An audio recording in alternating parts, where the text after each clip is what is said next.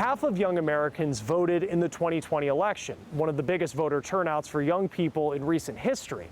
Alexa Liacko spoke with students who are working to keep that momentum going. I vote for my family. I vote for those who can't vote. I vote for my future. The reasons are many, but the goal is the same. To really enact change that can impact many, many lives for years and years to come. A different future. Something these young voters know they can build. I want to be a part of that solution. In last year's election, college students Raina, Meyer, and Hufsa Ahmed spent hundreds of hours mobilizing their community to vote. I was able to interact one-on-one with voters in my community. I door knocked, I phone banked, I text banked. Efforts like theirs across the country worked. Half of Americans ages 18 to 29 voted in the presidential election. It's one of the highest participation rates since the voting age was lowered to 18 in 1970. A lot of people, when they think of politics, they think, oh, it's too partisan, it's too messy, you know, it's too ugly, like we're not going to get involved.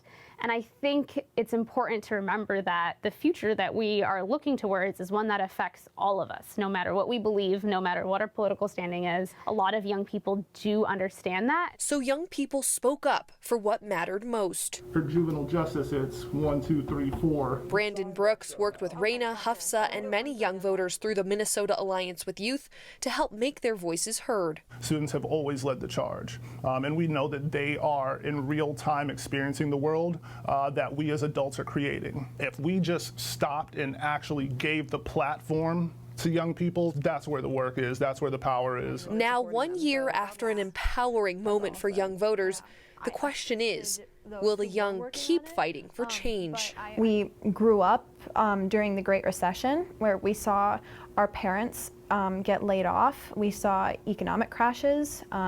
We've seen climate disasters. And I think that has given us an unparalleled sense of civic duty. Both Hufsa and Raina took that sense of duty to the highest level they could.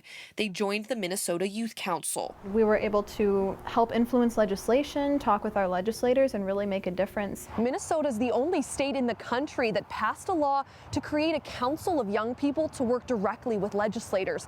And for the first time this year, that student council got state funding. This past year, it has been kind of a wake-up call for our country in terms of where our democracy stands.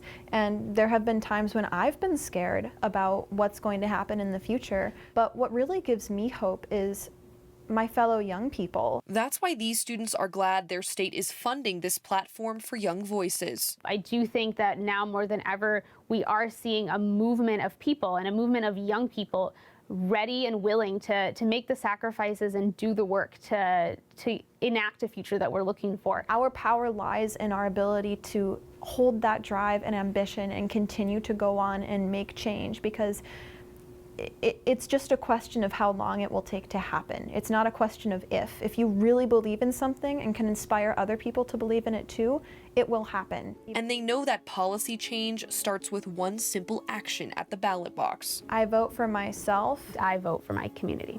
And I vote for the future. For The Race, I'm Alexa Liacko.